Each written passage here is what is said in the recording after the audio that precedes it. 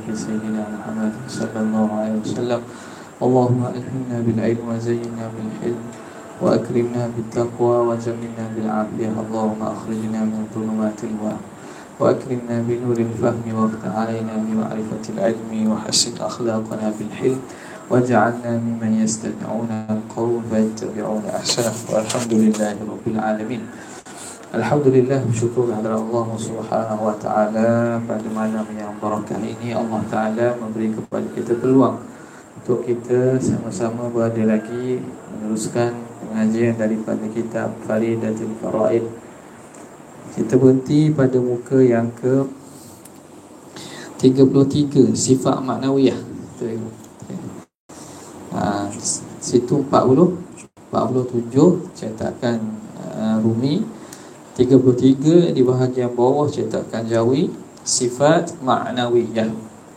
Bismillahirrahmanirrahim. Qala al-muallif rahimahullah wa nafa'ana bihi wa bi'ulumihi fid dharain amin ya rabbal alamin. Kata pengarang, sifat ma'nawiyah ialah sifat yang lebih atas ma'ani, lain daripada ma'ani. Sifat maknawiyah ni sifat yang lebih daripada ma'ani.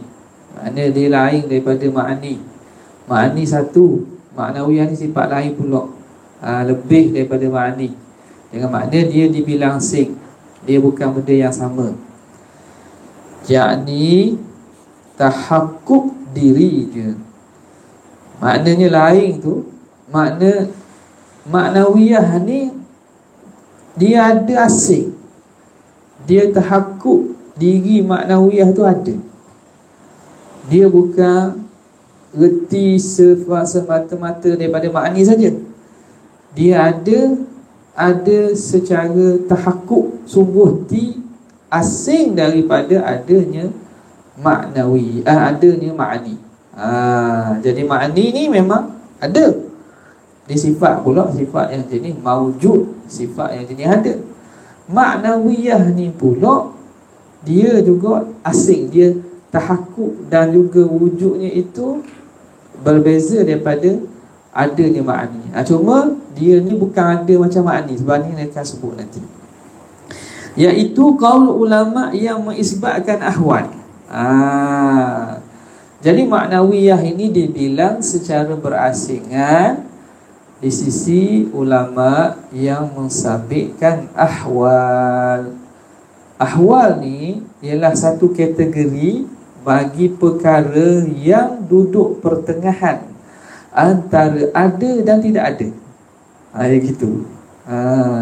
Dah guna kok. Dia sekadar pengkategorian saja. Dia kategori je. Jadi dalam segala benda yang ada, segala perkara ni lah, segala perkara dia ada benda yang ada sungguh, kita panggil maujud. Ada dia tu ada sungguh, sehingga boleh dilihat, boleh dirasa, boleh didengar. Itu ada sungguh, maujud dia panggil.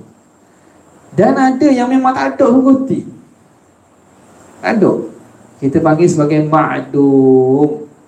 Tak ada sungguh ti. Seperti mana? Seperti contoh tak ada sungguh ti lah, anak bagi orang madu. Anak bagi orang madu, atau tak ada tu. Tak ada sungguh ti lah. Sebab kalau dia ada anak, ada madu lah. Kalau dia tak ada, jadi anak bagi orang madu tu tak ada sungguh ti. Nampak tak? Jadi benda yang ma'dum dipanggil sesuatu yang tidak ada sungguh-sungguh, sungguh ti, kita panggil ma'dum. Antara perkara yang ada dan tak ada tu, ada tengah dia panggil. Perkara yang menengahi antara perkara maujud dan perkara ma'dum, yang dipanggil sebagai hal. Jamak dia ialah ahwal. Jadi hal ni satu keadaan yang mana kewujudan dia itu tak sampai pada tahap ada sungguh, dan tak ada dia tu bukanlah tak ada sungguh ti. Tak ada dia tu bukan tak ada sungguh ti. Jadi di sisi ulama yang mengatakan ada ahwal ini, maka sifat maknawiyah ini dia duduk kategori ahwal. Duduk kategori ahwal. Sebab itu dipanggil hal maknawiyah. Hal maknawiyah. Maknawiyah tu dia tu dikategorikan sebagai ahwal. Okey. Sebab apa? Sebab dia berasing daripada sifat ma'ani. Ma'ani sifat yang jenis maujud betul. Maknawiyah ni dia di tengah-tengah. Nak kata ada sungguh macam ma'ani, dia bukan ma'ani. Nak kata tak ada sungguh pun dia ada. Jadi ada pertengahan itu dipanggil sebagai ahwal. Okey. Kemudian katanya inilah surat 34 tu. Inilah qaul yang masyhur sekarang ini. Ni qaul yang masyhur sekarang ni ialah qaul Qadhi dan Imam Haramain dan Syekh Sanusi dalam matan Ummul Barahin. Qadhi ni Qadhi Abu Bakar Al-Baqillani. Qadhi Abu Bakar Al-Baqillani. Qadhi tu, Qadhi mana tu? Kan Qadhi daerah Kulangan tu. Atau Qadhi daerah Malang. Qadhi ni istilah yang merujuk kepada Qadhi Abu Bakar Al-Baqillani. Dia seorang ulama yang ahli sunnah wal jamaah daripada mazhab Asy'ariyah lah.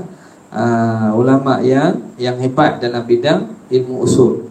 Qadhi Abu Bakar Baqillani. Bila sebut Al-Qadhi dalam kitab usul ahli sunnah merujuk kepada Qadhi Abu Bakar Al-Baqillani.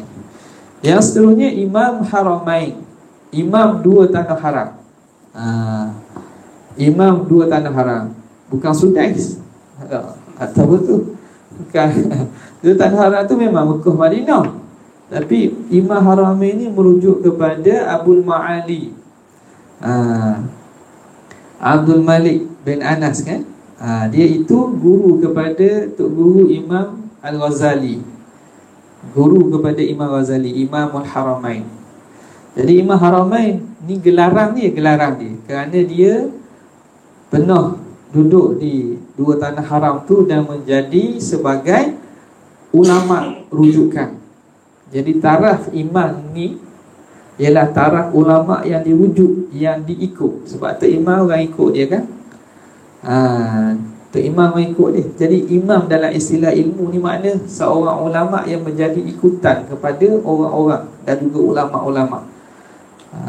Yang mana gelarang ni bukan senang lah. Makna satu zaman tu imam tu makna bukan imam kampung masjid, bukan. Imam yang jadi ikutan, ulama besar yang mana orang ikut dan patuh ikut dia. Jadi Imam Syafi'i, Imam Abu Hanifah, Imam Malik, Imam Al-Ghazali, maka digelar sebagai Imam Haramain, guru kepada Imam Al-Ghazali. Dan juga Syekh As-Sanusi yang datang kemudian. Syekh Sanusi yang datang kemudian yang menyusunkan matan Ummul Barahin ini, yang menjadi asas kepada pengajian sifat 20 ni, ialah daripada matan Sanusi inilah. Matan Sanusi yang dipanggil Ummul Barahin ni. Jadi Imam Sanusi dalam matan Ummul Barahin dia pilih sifat itu dibilang 20 dengan membilang maknawiyah. Jadi faham daripada situ, seakan beliau memilih bahawa maknawiyah itu benda yang asing, sifat yang berasingan, dan faham daripada situ bahawa beliau mengisbatkan ahwal. Faham daripada perbuatan dia membilang secara asing itulah. Itu yang disebut oleh tuan Syekh kita. Okey. Maka dari kerana itu, ini pandangan ini bukan pandangan muktamad, ini pandangan yang masyhur, pandangan yang ramai, pandangan yang terkenal. Maka atas kaul ini, sifat yang wajib kita ketahui atas jalan tafsir 20. Sifat nafsiyah 1, salbiyah 5, 6 dah. Kemudiannya ma'ani 7, jadi 13. Dan lazim pada tu iaitu ma'nawiyah pula 7 pula. Jadi 20. Dengan ditambah akan 7 sifat ma'nawiyah ini atas 13 yang dahulu. Jadi kalau kita tidak membilang ma'nawiyah, maka sifat yang wajib itu dia 13 lah, 13. Dan pandangan yang menafikan ahwal, yang kata ahwal ni tak ada, itu sebenarnya pandangan yang paling kuat, muktamad. Pandangan kuatnya tak ada ahwal lah. Sebab ahwal macam kita sebut tu ialah benda yang tengah. Jadi tengah ni nak kata ada tak ada tu, dia kena ada dalil, tapi dalil tidak kuat. Jadi maknawiyah ni bukan benda asing, tidak perlu dibilang secara berasingan. Jadi bila yang menafikan ahwal, maka sifat itu 13 saja. Pendek katanya, makna 13-20 tu benda perbezaan pandangan yang kecil je lah. Nak pegang mana tak masalah. Nak kata 13 pun boleh, nak kata 20 pun boleh. Tapi orang kenali dengan sifat 20. Okey. Maka dia akan masuk kepada sifat maknawiyah yang 7. Sifat maknawiyah yang 7. Pertama, kaunuhu qadiran. Keadaannya Tuhan lah yang kuasa. Erti ada kudrat pada zat Allah atas qaul pertama. Jadi atas qaul yang pertama, qaul pertama ni hak kata 13. Hak kata 13. Maknanya keadaan Tuhan berkuasa tu apa dia? Iaitu faham daripada adanya sifat kudrat pada zat Tuhan. Ada sifat kudrat pada zat Tuhan, itu kaunuhu qadiran. Bila begitu, dia bukan sifat lah. Kaunuhu ni bukan sifat, kerana dia benda yang hanya difaham secara langsung. Bila adanya sifat pada zat, orang panggil sifat kudrat pada zat, maka faham daripada itu kaunuhu qadiran.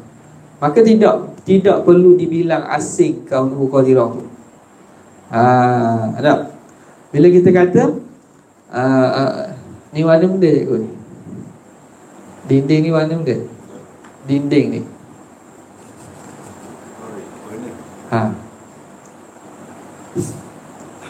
warna apa? Kalau cat dia panggil peach. Warna apa?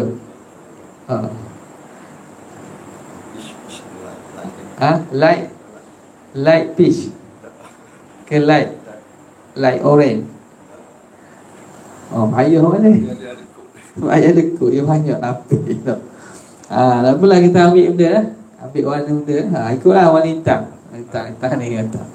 Jadi keadaan batang ni warna hitam.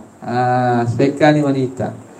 Pertamanya di besi ni tu. Yang kedua warna hitam. Besi itu zat.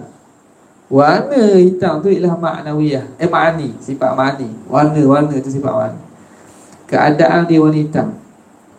Apa makna keadaan? Keadaan mic warna hitam.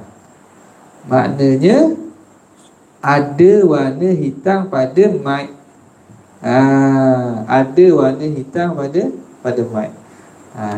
Ni warna hitam, bekas warna hitam. Keadaan bekas warna hitam, makna apa? Ada warna hitam pada bekas.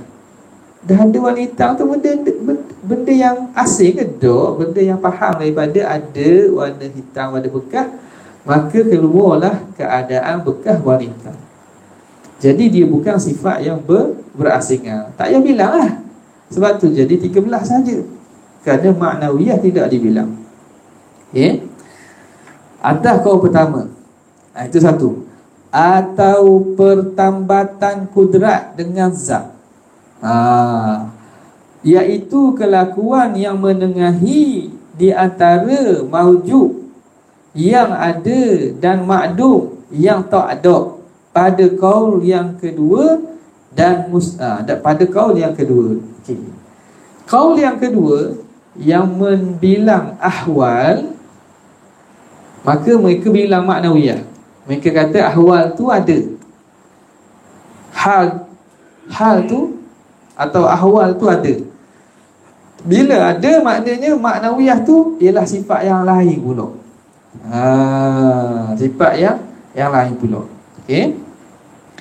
Maka atas pandangan yang mengatakan adanya hal ini, kaunuhu qadirun tu apa? Pertambatan kudrat dengan zat. Pertambatan kudrat dengan zat. Itu istilah atau bahasa je lah. Maknanya antara kudrat dan zat tu ada benda hak tambah dia, hak lekatkan dia, hak melekatkan dia. Ni istilah ulama-ulama kita sini, dia nak faham macam ada benda yang melekatkan antara kudrat dengan zat. Dia tak ada lekat sungguh. Bukan faham lekat macam ambil kertas lekat diri ni, bukan gitu. Maknanya pertambatan yang mengaitkan kudrat dengan zat. Iaitu apa dia? Kaunuhu qadirun ni kelakuan yang menengahi antara maujud dan makduh. Kita takrif sebagai hal dia. Jadi dia itu benda yang duduk tengah antara ada dan tak ada. Okay, sekarang ni kudrat ada, zat Tuhan ada. Kaunuhu qadirun tu apa? Perkara yang menengahi antara ada dan tak ada, yang mana dia itu lain daripada kudrat. Maka disebut ulama syekh, tuan syekh kita kata pertambatan kudrat dengan zat. Pertambatan kudrat dengan zat. Ya. Itu sebagai nak beri senang, mudah faham dia. Mudah faham. Jadi kita kata dia ini sebagai perkara yang duduk tengah-tengah lah. Duduk tengah-tengah, tak ada pun tak sampai tak ada pun tak sampai sebagai ada. Ada yang buat misal macam contoh kita sakut baju di menyakut. Dinding ada menyakut kan, kita tok baku. Jadi ada menyakut, kita tok baju atas tu. Takut baju atas tu. Pertama ada paku, kemudian ada baju. Keadaan baju tergantung. Keadaan tu yang melekatkan baju dengan ni tu. Yang melekatkan baju dengan nyakut tadi tu. Nak usaha nak faham pertambatan kudrat dengan zat. Tapi benda ni benda kita panggil pemilihan perkataan sajalah. Ini tak suruhlah sampai kita fahamkan kaunuhu ni melekatkan kudrat pada diri zat. Dia tak gitu. Kita tujuan setengah yang buat gitu, tujuan nak berhenti je bahawa ada benda lain yang sebenarnya asing daripada sifat kudrat dan lain daripada zat Tuhan yang dinamakan kaunuhu qadirun. Cukup gitu ke tak apa dah. Ni pada pandangan yang mengatakan adanya hal. So kita sebut dah, pandangan muktamadnya hal ini tak ada. Jadi hak pertama tadilah mudah nak faham, iaitu apa itu kaunuhu qadirun. Bila ada kudrat pada zat, maka reti dengan sendirinya kaunuhu qadirun. Okey. Pada kaul yang kedua, okey, selesai. Dan mustahil keadaannya yang lemah. Mustahil keadaannya yang lemah. Keadaan Tuhan lemah tu mustahil. Mana? Kaunuhu ajizan tu lawan bagi sifat maknawiyah tu, itu mustahil. Yang kedua, kaunuhu muridan. Keadaan Tuhan yang menghendaki. Erti ada iradat pada zat atas kaum pertama. Sama kau. Atau pertambatan iradat dengan zatnya atas kaum yang kedua. Jadi kaunuhu ni pertambatan dia panggil. Pertambatan makna benda yang kita kata lain daripada kudrat dan lain pada zat, tapi reti dia itu secara mana ada ahwal. Dan mustahil keadaan ada suatu dengan tidak kehendaknya. Okey, lawan kaunuhu muridan, iaitu keadaan Tuhan dengan ada sesuatu dengan tidak kehendak. Ini dia tafsir dah tu. Kalau ikut lawannya, kaunuhu mukrahan. Jadi kaunuhu mukrahan tu banyak makna. Antara maknanya ialah ada sesuatu dengan tidak kehendaknya. Ada sesuatu dengan tidak kehendaknya. Maknanya ada benda berlaku tapi bukan dengan kehendak Tuhan. Bukan dengan kehendak Tuhan. Itu menunjukkan bahawa lemahlah. Lemah Allah Ta'ala kerana ada benda yang berlaku bukan dengan kehendaknya. Jadi mustahil yang disebut ni lebih khusus daripada lawan bagi kaum muridan. Dan mustahil keadaan ada suatu, keadaannya ada suatu dengan tidak kehendaknya. Yang ketiga, kaunuhu aliman, keadaannya yang mengetahui, erti ada ilmu pada zat Allah atas kaul pertama, atau pertambatan ilmu dengan zatnya atas kaul yang kedua. Dan mustahil keadaannya yang jahil. Kaunuhu aliman, lawannya kaunuhu jahilan.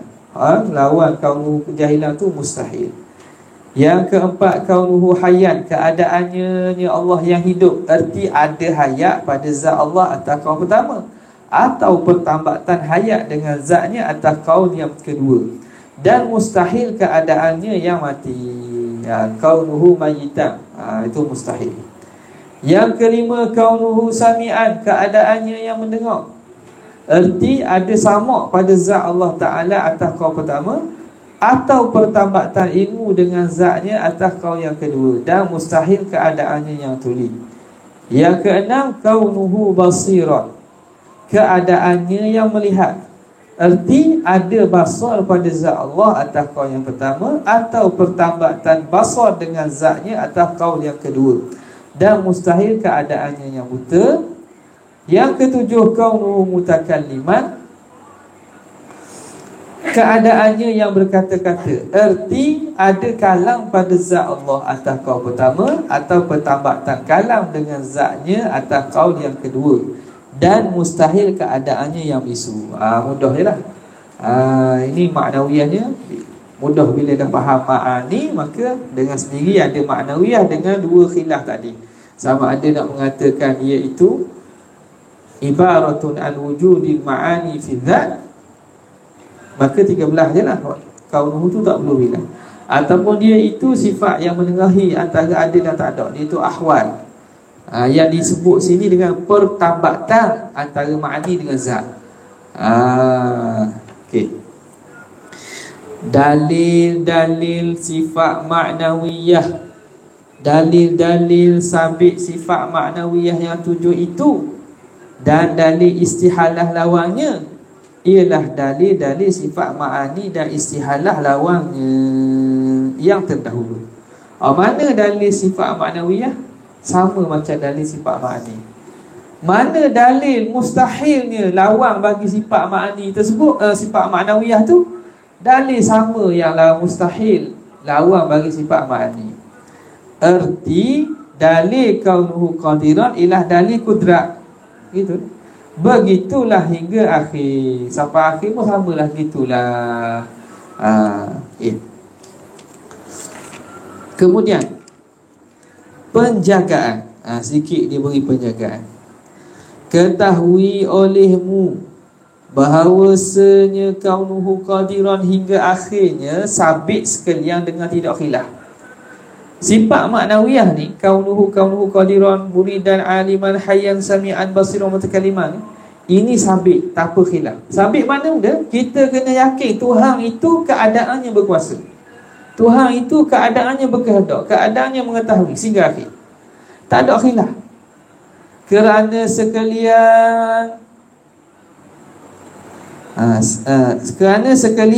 sekalian sifat maknawiyah ini setengah daripada sifat kesempurnaan. Sekalian tu setengah. Faham tak? Sekalian sifat maknawiyah ni setengah daripada sifat kesempurnaan. Setengah kan separuh Sifat kesempurnaan Tuhan tu banyak. Antara sifat kesempurnaan Tuhan ialah sifat maknawiyah ni. Jadi sifat maknawiyah ini semua sifat maknawiyah ini ialah setengah, yakni sebahagian daripada sifat kesempurnaan Tuhan.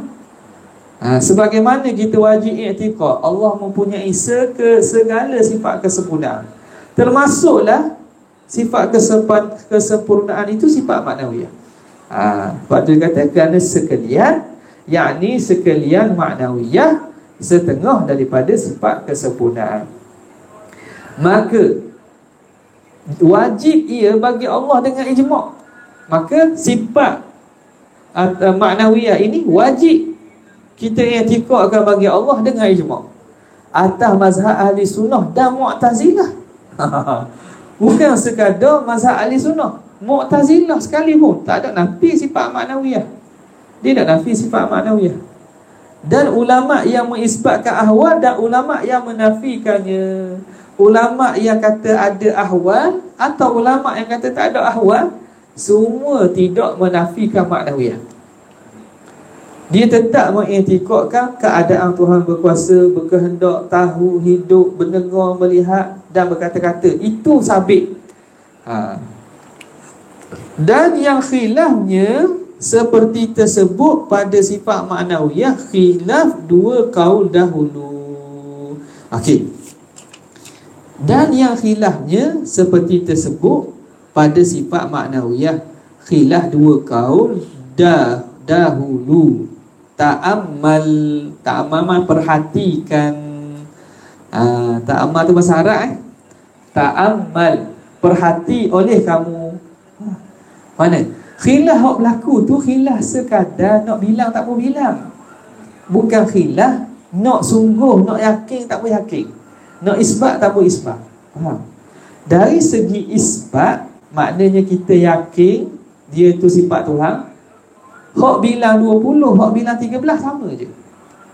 Cumanya khilaf tu pada menyatakan hak kaunuhu tu adakah sifat berasingan ataupun bukan. Tu je. Sebab itu tidak ada yang menafikan maknawiyah. Hatta di kalangan Mu'tazilah sekalipun, Mu'tazilah tidak nafi. Sebab apa? Bila nafi maknawiyah, maknanya kita kata tu keadaan Tuhan tidak berkuasa. Bila kita kata keadaan Tuhan berkuasa tu tak ada, mana keadaan Tuhan tak berkuasa? Mana boleh? Keadaan Tuhan hidup, keadaan Tuhan mati, mana boleh? Kaunuhu hayyan, maknanya keadaan Tuhan hidup. Kalau kita tolak keadaan Tuhan hidup, maknanya kita kata keadaan Tuhan mati. Maka tak ada orang kata gitu. Sebab itu menolak maknawiyah dengan makna tidak mengisbat dan meyakinkannya salah. Bahkan kufur. Kufur lah, sebab kita mengisbatkan sifat kekurangan bagi Allah Subhanahu wa ta'ala. Nampak? Kemudian nafikan ahwal. Nafikan ahwal. Wallahu ta'ala a'la wa a'lam. Kita berhenti sinilah. Ada soalan cikgu tadi tak? Soalan utama apa ni? Isra' Mi'raj.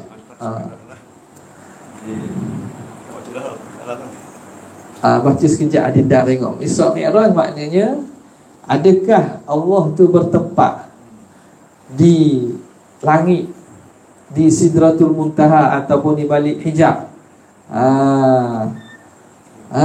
Adakah Tuhan duduk situ? Bila Allah Ta'ala suruh Nabi dan jemput Nabi untuk Isra' dan Mi'raj, adakah Tuhan tu di atas langit? Jawabnya tidak. Kerana yang bertempat tu ialah Nabi. Yang naik ke langit tu Nabi. Nabi naik kerana apa? Bukan kerana Tuhan duduk atas tu, tapi kerana nak memuliakan dan sebagai pengisytiharan kepada seluruh makhluk di langit. Sebagaimana Nabi di bumi ini dia diisytiharkan dan diturunkan wahyu, maka dia menjadi rasul di kalangan makhluk-makhluk di bumi. Jadi makhluk di langit pun inginkan juga mendapat kemuliaan untuk dikunjungi oleh khairil khalqi, sebaik-baik makhluk ni, wa sayyidil anam, dan penghulu sekalian hamba, penghulu sekalian manusia ni. Yang mana bila begitu Allah Ta'ala menganugerahkan kepada Nabi Mi'raj ini tujuan sebagai pemasyhuran kepada penduduk langit. Hak bumi nak apalah? Allah Ta'ala dan Nabi ditanam di bumi. Penduduk langit nak juga mendapat rahmat dan juga kemuliaan bahawa Rasulullah pernah menziarahi langit. Rasulullah pernah diangkat ke langit. Umpama kalau kita pemasyhurannya, kalau seorang raja baru naik, maka dia akan diadakan majlis pertabalan. Kalau zaman dulu tabal ni makna raung negeri ya. Betul tak? Raung daerah. Raung negeri satu. Makna kita beragak lah. Supaya apa? Rakyat kenal ni raja baru dah ni. Orang baru dah naik. Maka Nabi diangkat ke langit itu kepada seluruh langit-langit sehingga sepenghujung makhluk itu, tujuan supaya pemasyhuran dia sebagai Rasul akhir zaman dan kekasih Allah sebaik-baik makhluk. Jadi yang diangkat dan bertempat itu Rasulullah. Adapun Allah Ta'ala bukan berada di sebalik atas langit tu, sehingga kan perlu munajat tu perlu kena naik atas, sehingga nak bercakap tu perlu kena naik atas pun. Bukan. Sebab dalam peristiwa lain berlaku kepada Nabi-Nabi lain, Allah Ta'ala bermunajat dan berkata-kata bukan diajak Nabi tu naik ke atas. Nabi Yunus sendiri bermunajat dalam perut ikan tu, fi zulumatin salas, dalam kegelapan 3. Kegelapan dalam perut ikan, kegelapan dalam bawah laut, kegelapan malam. 3 kegelapan duduk di dalam laut, lasar laut tu. Ketika itu Allah Ta'ala berkata-kata, Nabi Yunus bermunajat dengan Tuhan. Dan Tuhan ada situ? Tak. Tuhan tidak boleh dikaitkan dengan aspek masa dan juga tempat. Time space tak boleh, kerana dia luar daripada sistem masa dan sistem tempat. Begitulah juga bila Allah Ta'ala berkata-kata, berkalam dengan Nabi Musa. Nabi Musa munajat dengan Allah di mana? Di bumi, di Tur Sina, di Wadi Tuwa. Maka adakah di situ lazim Tuhan berada di situ? Tidak. Nampak? Jadi kenapa Nabi diangkat untuk di atas untuk munajat? Semata-mata sebagai memberi kemuliaan Nabi, dia duduk paling tinggi pada kedudukan makhluk, dan sebagai pengisytiharan kepada seluruh alam ini sebagai kekasih Allah dan penghulu sekalian makhluk Allah Subhanahu Wa Taala, manusia. Baik. Itu satu. Yang kedua, cerita berkaitan tasyahud akhir itu dalam hadis yang sahih tidak ada riwayat lah. Diriwayatkan cerita itu dalam sebahagian kitab-kitab tafsir. Cuma sanad ataupun dari segi ilmu hadis itu, cerita itu tidak kuat. Cuma benda itu diceritakan sebagai, kita kata, kemunasabahan lafaz itu. Munasabah lafaz tasyahud akhir itu, dia seakan-akan berlaku munajat antara hamba dan juga Allah. At-tahiyyatul mubarakatus salawatul thayyibatu lillah. Bila hamba ni mengucapkan salam tahiyah penghormatan kepada Allah, Allah Ta'ala balas, Assalamu alayka ayyuhan nabi. Salam ke atas kamu wahai Nabi, wa rahmatullahi wa barakatuh. Nabi SAW tidak sekadar Nabi membalas saja, Nabi ajak sekali dan Nabi petik dan ingat nama umat dia. Assalamu alayna wa ala ibadillahi salihin. Nabi juga masukkan umat dia dalam doa dan juga tahiyatnya kepada Allah. Jadi cerita itu dari segi kedudukan ilmu hadisnya, makna ada perbincangan panjang lah. Jadi hadis-hadis yang sahih mengatakan lafaz tersebut dan sabit Nabi ajar gitu dah. Cuma cerita itu sebahagiannya mengatakan dia ada yang tidak sabit, dan sebahagian mengatakan dia tidak ada sanad yang kuat lah. Ala kulli hal, dia tidak ada kaitan dengan hukum secara apa, secara amalan hukum tak ada lah, sebab doa tu memang sabit dalam hadis yang sahih. Tasyahud itu Nabi ajar sendiri. Cuma kisah tu lah. Kisah tu saja. Baik, ni ada dalam kitab-kitab tafsir, sebahagiannya meriwayatkan kisah tersebut. Satu lagi tambahan. Dia. Ini kita banyak dengar daripada penceramah. Dia Buros tu Nabi naik ke langit tu dengan teknologi pada kelajuan cahaya kan. Ramai penceramah lah. Teknologi cahaya. Jadi kita takut kalau kita sekadar dengar, kita tak argue. Tak argue kelajuan cahaya tu. Habis cakap tu lah. Jadi kalau orang yang belajar astronomi, dia buat kajian. Tanya bila? Okey. Ini nak kongsi dengan ilmu semasa lah.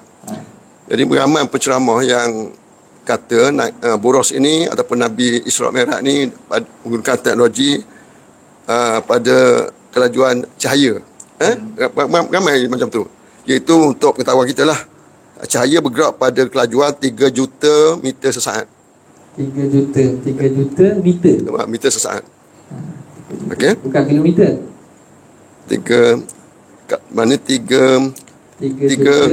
juta kalau tu convert tu jadi 300 km per saat. Betul tak? Kalau kita convert tu kilometer 300 km per saat. Okey. Jadi 3 juta meter. 3 juta meter. 300 juta. 300 juta. Jadi convert tu kilometer 300